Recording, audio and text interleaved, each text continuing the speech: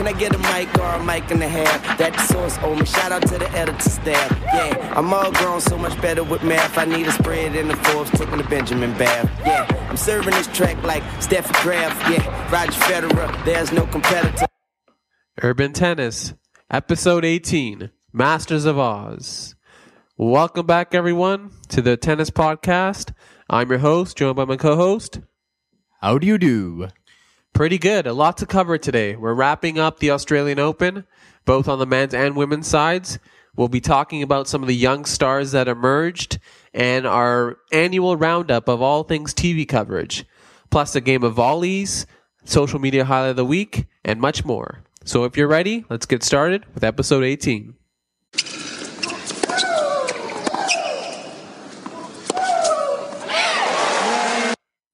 In a major surprise, Stanislas Wawrinka wins his first ever Grand Slam over Rafael Nadal in 4 sets. The Slam final would be marred with a bizarre set of circumstances. First, you had Wawrinka coming out blazing in the first set. Then you have Nadal experiencing back spasms and really being incapable of doing anything in the second set. You had that turn of events in the third set where Wawrinka is missing every shot possible and finally collecting himself and winning in the fourth. And that all together was very, very bizarre indeed. So I want to bring in our co-host. Was that one of the stranger finals you've ever seen in recent men's history? Absolutely. I think it was the strangest one I have seen. I think you brought up the best. You said it was a very surreal experience watching it. You wanna expand upon that? Yeah, it was weird. You wake up early, put on tennis, you're barely awake anyway, and then you're watching, one of the greatest competitors in the sport, basically spaz up. You have a player who seems like he's going to steamroll in 3 sets in Wawrinka, totally collapse in the third round, and you kind of think, hey, maybe this is turning, but then finally puts it together in that 4th set. It was just a weird set of circumstances. I don't think it will take away from Wawrinka's win. Sure, people will point to that Nadal wasn't at his best, but Wawrinka played well enough to probably beat anybody. Maybe not Nadal if he's at his best, but that's hypothetical. But it should not take away from his victory. But overall, it was a weird, tonally different kind of finals. And we've had a couple recently. The French Open last year was weird with the on-court fireworks. Definitely. Now, let's talk about Stan. He's becoming the Swiss number 1. For the first time, somebody else has held that except Roger Federer, who's held that since 2001. Now, do we think Wawrinka is going to be more of a one slam and done kind of guy, or does he have the possibility of winning a couple more? It's still gonna be tough to put money down on him at this point. I mean, you still have a lot of these guys around there. I mean, he did beat Djokovic's tournament and he did beat Nadal, but there's no guarantee he's going to do that again. I think this is probably the best tennis we've seen from Wawrinka, and it's going to be tough for him to replicate that. Absolutely. But I like the perspective he added almost immediately after the match. I think Tom Rinaldi of ESPN asked him if his next step is becoming world number 1, and he flatly said no. I think it's a great realistic approach to what he's going to do the rest of his career. He's almost 29. He's the second oldest, I think, first-time Grand Slam winner in terms of events since Goran Ivanisevic winning that People's Monday Wimbledon final. So he knows in his heart that this may be the pinnacle of his career, but I still think Stan's he's gonna be making some deep runs, possibly some Final Fours, but like we said, we can't really put an end to this big four, movement until we see a couple more slams like this. For now, I'm gonna say he's more of a one slam guy than a multiple slam guy. But when you keep hitting a backhand like that, which you had this tournament, I think anything's possible, honestly. It is a thing of beauty. Let's talk about more of the disappointing ends of the tournament. We had Nadal and Roger Federer, who had very good weeks until they ultimately met their end. Nadal under cloudy circumstances with the injury, and Federer meeting Nadal in a matchup that never suits them. Are they ultimately going to take the positives out of this tournament? Nadal making the finals after a year away, and Federer kind of finding that magic again and being comfortable with the racket and the kind of tactics he needs the rest of the way? Or is it going to be disappointing because they didn't take that next step after all? I'm going to split this one. I think it's a very positive turn for Federer, but I don't think Nadal is going to have the same positive feelings. And a lot of people are going to point to the injury, but it's also was very clear that he was a little bit off in the first set, but he still wasn't completely injured like he was in the second set of the final. So I think it showed that he wasn't playing his total best, and I think he was. I think you could kind of see that when he wasn't hurting, obviously, that he wasn't totally happy with how he's playing against Dan. Yeah, I tend to agree. I think both are going to tend to agree this has been a bit more of a disappointment. You know, whenever you get a chance in a Grand Slam final and you can't capitalize, for a person and player of Nadal's ability, that's a disappointment. For Federer not having his best match against Nadal, that's going to be sort of disappointing. You know, Nadal is still going to be one of those guys who are going to keep him from that another Grand Slam title. But overall, I think he's a bit more positive. Just the fact that he was trying so many different elements in his game, and that he really looked absolutely dominating against Jo-Wilfried Tsonga, looked very sharp against Andy Murray. A lot of positives for Roger Federer, I believe, going forward. Let's talk about the ladies. All right. On the ladies' side, of course, we had Li Na put in a very, very impressive tournament to win pretty convincingly and take her second Grand Slam title in Australia. But there's always a but. A lot of people are questioning how impressive it really was, because she didn't have to face a true top 20 in the WTA rankings for the entire tournament to take this title. So do you think this title is tarnished, or do you think it's still a valid Grand Slam title? I think it's definitely valid. Just the fact that when all these seeds were falling, so when Sharapova, that favorite pressure fell on Li Na, and the fact that she didn't collapse under it, last two matches she played, even including the match, she was sharper in the last three than she was in the previous four. You know, she faced match point in the third round against Makarova, survived that, and she just kept getting better. You know, the fact that she didn't play somebody in the top 10, the top 20, that's just tennis. You know, we recently saw Marion Bartoli kind of do something similar in Wimbledon when she didn't have to face a top 10 opponent in the finals, or anywhere actually in the tournament. So that's more circumstance, but I think Li Na, the way she was playing, she would have been a tough beat regardless of who she played. Yeah, I tend to agree. I think especially a lot of people in Canada saw that on the first set against Eugenie Bouchard in the semifinals. She went up 4-love right off the bat. I think the way she was playing in that final, I think it would have been tough for Serena Williams, Victoria Azarenka, whoever, to come up tough against her. So we're going to still talk about Li Na for a bit, and we're going to talk about her post-game interview. Got a lot of pub, even against non-traditional tennis outlets. So do you think this will be good for Li Na? Will it bring her Q score up in North America, make her a more well-known tennis player? I think it can only help. Known tennis player, you know, she's already such an important figure for Asian tennis, for Chinese tennis. She's such an important figure for the WTA with their expansion into that market. North America, obviously, nothing really sells beyond Serena Williams. So anybody, Li Na, in the recent years, you know, Azarenka's music element, Sharapova, Bouchard, Stevens, anybody who can, you know, kind of market is a good sign, because I actually heard her speech was a moment on an American radio station. So ESPN radio played a little snippet of it. So that just crossing over beyond the traditional tennis coverage was interesting to see.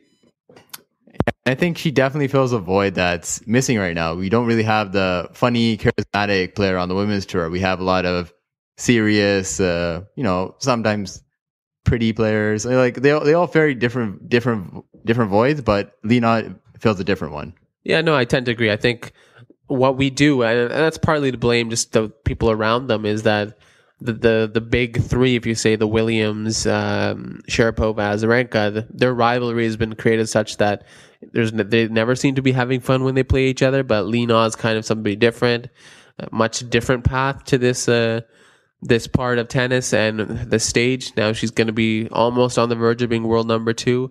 She's just got a different perspective on life, and it shows, whether it be in the interviews or whether it be kind of in her daily interactions.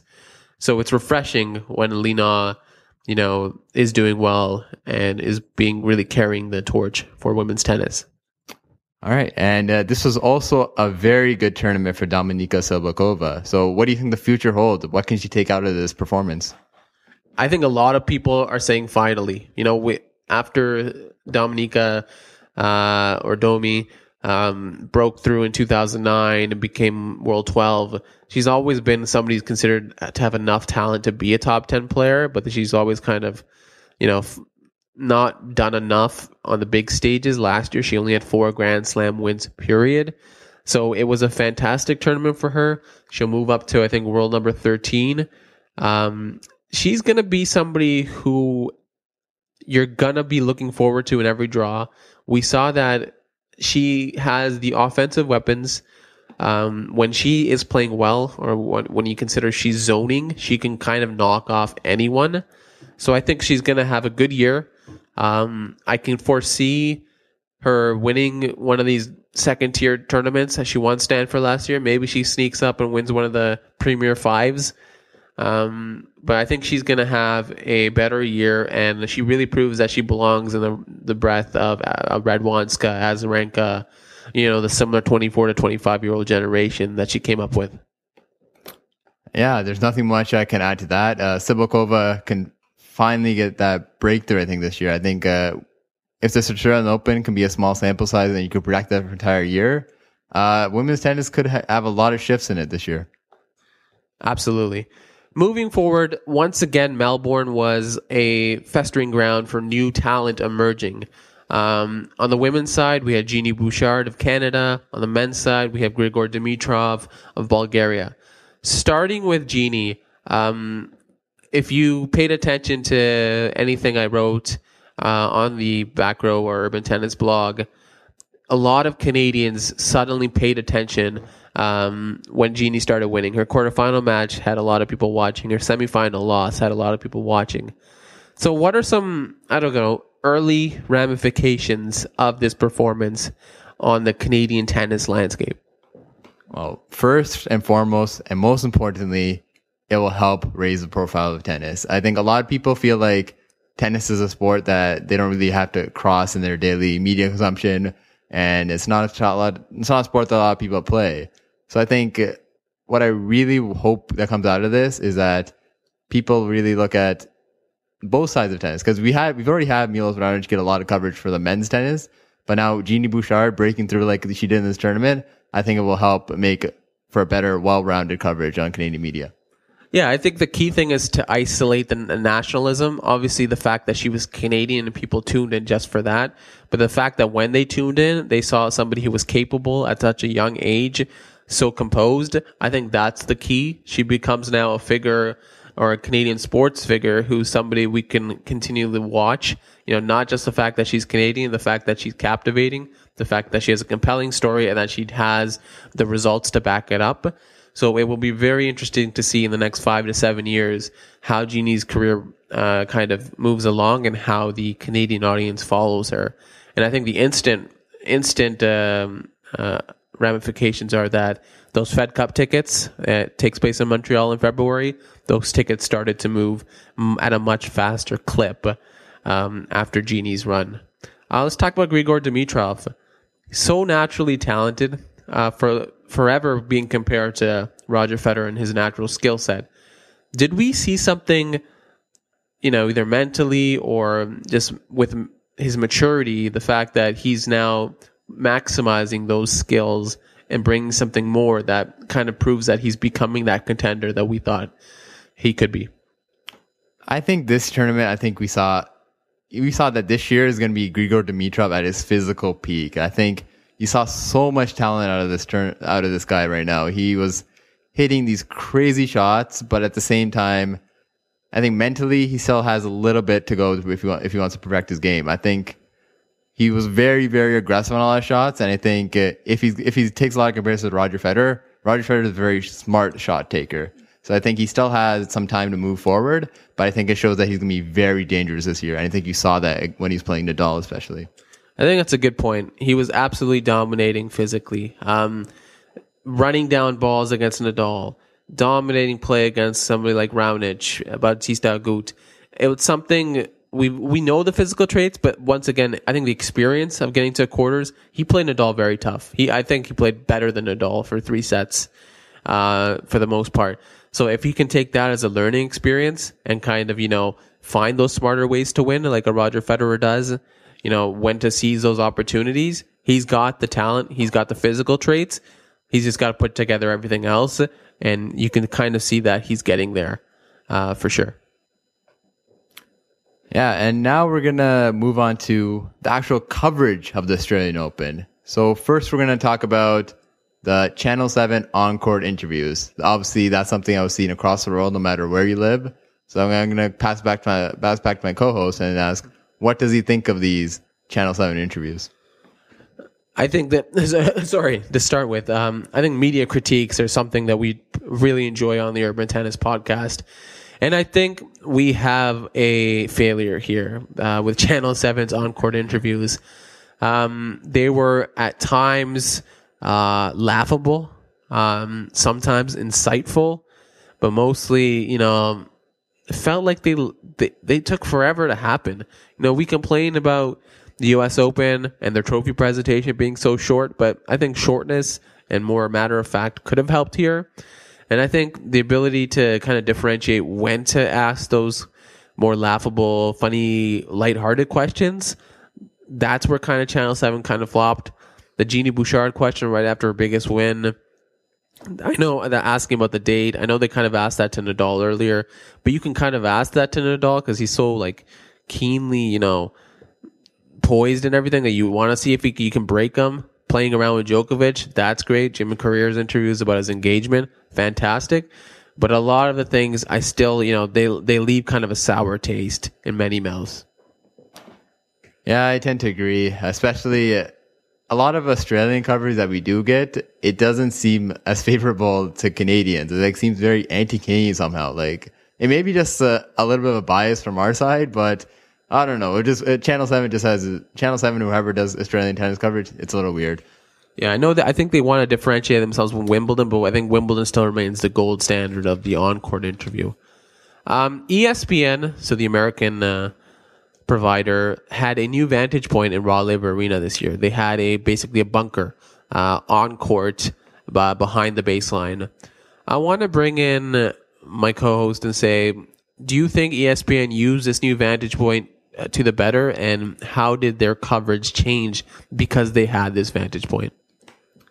Well, it was used sometimes. I think mostly when they would sometimes see shots from the baseline angle, and I thought that was really cool because you don't really see that. I don't think you've seen that in any other broadcast. So seeing how what player has to move, seeing how he has to actually run down to the other side of the court so quickly. And I think the closeness to the players, they had more of a feel of what even the physical cues were when a player was shrugging somebody off or when they were trying to talk to their coaches. It added a different element. Plus, they had the on-court side court reporters, either the Pam Shriver or Brad Gilbert, and that kind of added another interactive element. So I think they used it really well. It definitely seemed like it wasn't one of those removed stances. Yeah, just one last point. I just don't want them to overuse it. I mean, I think watching a tennis on the overhead angle is still the best way to watch most of a match, but to sometimes take a different angle is still good. It gives a different perspective. And then we're also going to bring it even closer to home now. We're going to talk about TSN's simulcasting coverage, which ended up being really, really weird at times because they would start coverage at 9 p.m. and they would start on the international feed. And then a couple of games in, then they switch to the Channel 7 feed or the 10 channel feed or something. And then finally switch to the ESPN feed. So it was a lot of hopping around and it was a little disjointed for a viewer to watch and expect how the match was going to turn out. Yeah, I hope the big lesson for TSN, especially looking at the ratings for Genie, is that when they want a Canadian on TV, they're going to have to kind of bring in their own announced team and kind of go with it. You can't really trust simulcast. The ESPN is providing more of an overlook. They're not focusing in on every player. They're not going to focus in on every point. That's just not how they do. They're trying to tell a story. So if you want to show the match, you got to put the resources in and kind of either get people out there or people in your studios covering the match. Otherwise, you're just going to get humiliated by missing critical points. Yeah, definitely. And they have a lot of money left over from not paying for hockey. So I'm happy about that. Okay, we're near the end of this episode, but like always, we like to end with questions and games. So first, we're going to do a game of volleys, basically looking back at some moments and some key things that happened in the Australian Open. So it's a game of this or that. So I want to say, who had the more disappointing semifinal loss? Agnieszka Radwanska or Tomas Berdych? I'm going to say Radwanska because I think Berdych lost to a man who was playing, the man who was playing out of his mind. And I think Radwanska shows that what is more important is how she can compete against Wawrinka. So I think she can still take away a lot more positive out of the tournament. And so I'm going to go with Radwanska. I'm going to go with Radwanska too, but I don't think it was her fault this time like it was in Wimbledon. You know, it's hard to kind of come off such a 3-setter and the next day play in that turnover. But I think she had the most to lose. You know, you could argue that Radwanska had a better chance against Li Na, where Berdych may not have had a chance against Nadal, you know, imagining that the injury never happened. Okay, next. We talked about the TV coverage, but not everybody watches strictly on TV. So when you're following along to the Australian Open, what did you enjoy more, the ESPN Courtcast or the Australian Open app? Well, I prefer Courtcast for two simple reasons. I liked how they would show you shot by shot, like where the shots were landing, and I also liked the pulse feature. So I also like to see what other people are talking about the match at the same time, and I thought that was easier to access on the ESPN Courtcast. See, I'm the opposite, so I chose the app because I liked the fact that it was, you know, you had the IBM real-time stats, you just had the score, a lot less distractions, and I really liked that opening scene in the app when the guy is playing. Our last volley is Eugenie Bouchard created the Genie Army sensation here, which was a bunch of 20-something men who are Australians who kind of followed her around. So I got to ask, was the Genie Army creepy or cool? I'm gonna say cool because I think you're downplaying the diversity of the Genie Army a bit. I mean, there were other females who were very inspired, very much fans of Eugenie Bouchard as well. So I think it was good to see Eugenie Bouchard's profile raise well outside of Canada and into the international markets. I'm going to go creepy, but not for the reasons you think. These men stalking a young woman. How are they getting the money to pay for these tickets? They had some great Rod Laver Arena tickets later on to the tournament. So unless these kids are loaded, there's some questions about how they were getting those tickets. Okay, moving on to our social media highlight of the week. All right, social media highlight of the week. As you all know, Stan the Stanimal, my mistake. Iron Stan won the Australian Open. And as a result, ESPN posted a short little YouTube video called Stan's Journey. So I'm going to bring it back to my co-host, and he's going to explain a little bit about what happened in that video. Yeah, it's one of the Tom Rinaldi pieces that they do throughout, and it really emphasized first the tattoo on Stan's arm, the Samuel Beckett pose of if you've tried, try harder. If you failed, fail harder. And the fact that he got so close last year and what he learned from his losses in Melbourne, losses in the U.S., and the fact that he's grown such as a player and as a man to get here was amazing in itself, and to win one, that's fantastic. Thanks again for listening. You can find the podcast on Back Row Sports. We're also going to put up a poll this time to ask you what you thought were the most memorable and enjoyable moments of the Australian Open. You can listen on SoundCloud. You can find previous episodes on YouTube. So this has been episode 18, Masters of Oz.